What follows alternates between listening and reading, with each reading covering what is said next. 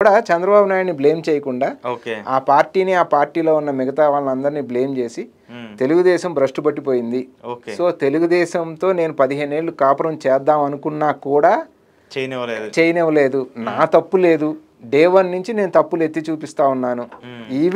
Even తన మంత్రికి సంబంధించిన ఏది ఫుడ్ అండ్ సివిల్ సప్లైస్ మంత్రికి సంబంధించిన వ్యవహారం కూడా తెలుగుదేశం మంత్రి ఈవెన్ అంటే ఇప్పుడు ఎండ్ ఆఫ్ ది డే ఆంధ్రప్రదేశ్లో మనం ఏం చూస్తాము, కూటమి ప్రభుత్వం కన్నా కూడా చంద్రబాబు నాయుడు ఎప్పుడైతే ముఖ్యమంత్రిగా ఉన్నాడో అది తెలుగుదేశం గవర్నమెంట్లా కనపడుతుంది మనకి. ఇప్పుడు కేంద్రంలో కూడా కూటమి ప్రభుత్వం నడుస్తూ ఉంది.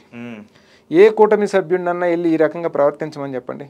చంద్రబాబు నాయుడు గారు 20 ఎంపీలు సపోర్ట్ చేస్తున్నారు కదా మోడీ గారికి. ఇన్ఫ్యాక్ట్ అది ఏది పూర్తి మద్దతు లేని ప్రభుత్వం కదా.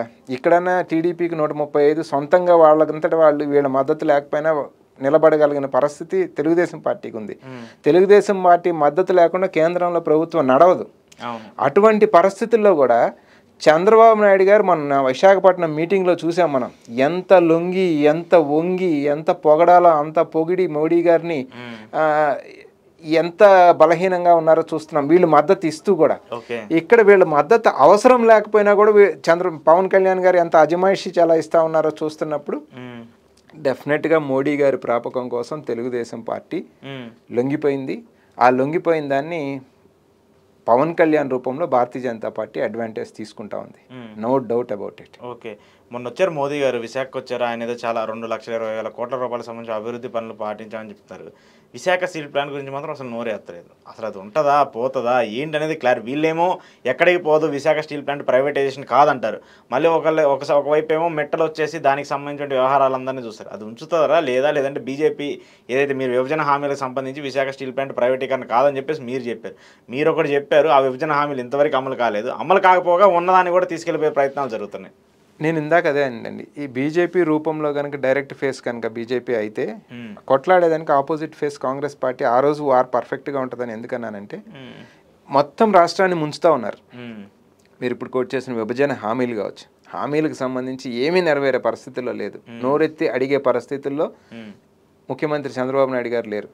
అదేవిధంగా పక్కనే ఉన్న స్టీల్ ప్లాంటు, ఎస్టాబ్లిష్ అయిన స్టీల్ ప్లాంటు ఇవాళ 2 లక్షల కోట్ల రూపాయలు పెట్టుబడులు వీళ్ళు తెస్తామంటా ఉన్నారు. కానీ ఉన్న స్టీల్ ప్లాంట్ విలువ అంతకు మించి కదా, ఆ భూములు కానీ అవన్నీ విలువ కడితే అంతకు మించి విలువ కలిగిన స్టీల్ ప్లాంట్ని దాన్ని కాపాడుకోకుండా ఇంకేదో ఒక ప్రైవేట్ కంపెనీ స్టీల్ ప్లాంట్కి నేను తీసుకొచ్చాను, దాన్ని వాళ్ళ గురించి నేను చర్చలు జరిపాను, ప్రత్యేక పైప్ లైన్ వాళ్ళ గురించి వేస్తామని మాట్లాడుతూ ఉంటే ఉన్న స్టీల్ మోడీ గారి యొక్క ఆలోచన మొత్తం దేశంలో ఏది కూడా పబ్లిక్ రంగ సంస్థ ఇంకా ఉంచదలుచుకోలేదు. ఉత్తరాఖండ్లో కూడా ఈ మధ్య నిన్న మొన్న ఒక మెడికల్ కాలేజ్ని, దాదాపు గవర్నమెంట్ మెడికల్ కాలేజ్ని 800 కోట్లకో ఏమో ప్రైవేటైజ్ చేయడానికి ప్లాన్ చేస్తూ ఉన్నారు. అదే ప్లాన్ ఆంధ్రప్రదేశ్ మెడికల్ కాలేజీలు కూడా ప్రైవేట్కి ఇవ్వాలనే ఆలోచనలో ఉంది అని మనం వార్తాపత్రికల్లో చూస్తూ ఉన్నాము.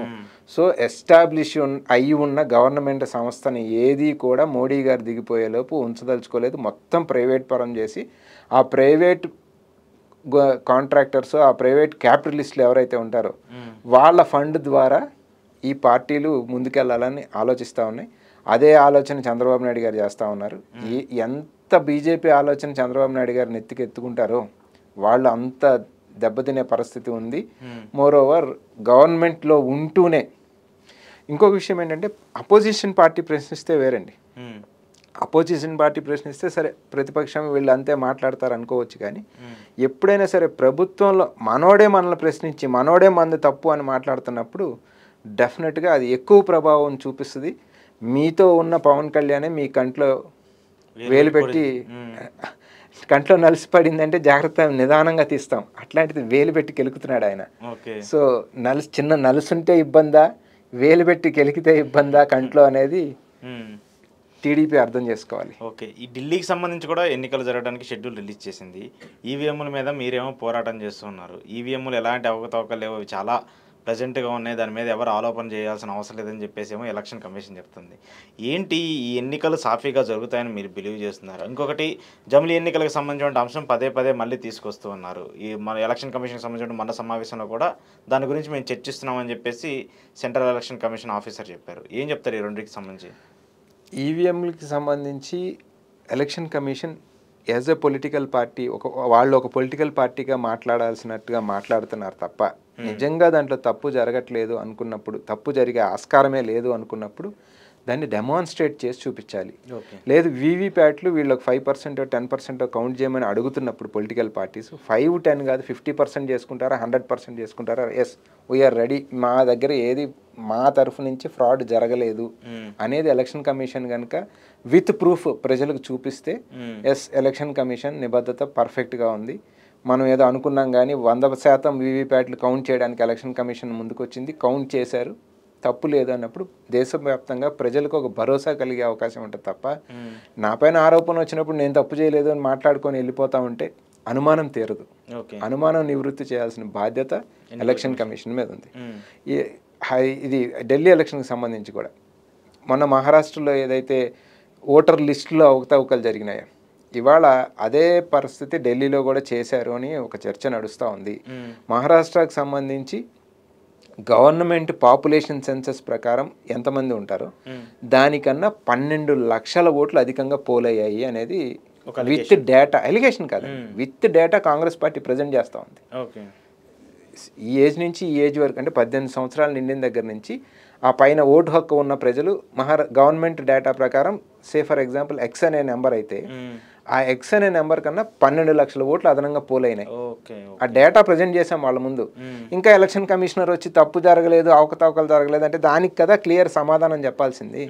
సో అటువంటి సమాధానాలు చెప్పకుండా ఎలక్షన్ కమిషనరు నేను చాలా నీతివంతంగా పర్ఫెక్ట్గా ఉన్నాను అంటే అది నమ్మే ప్రసక్తే లేదు, నమ్మే పరిస్థితి లేదు.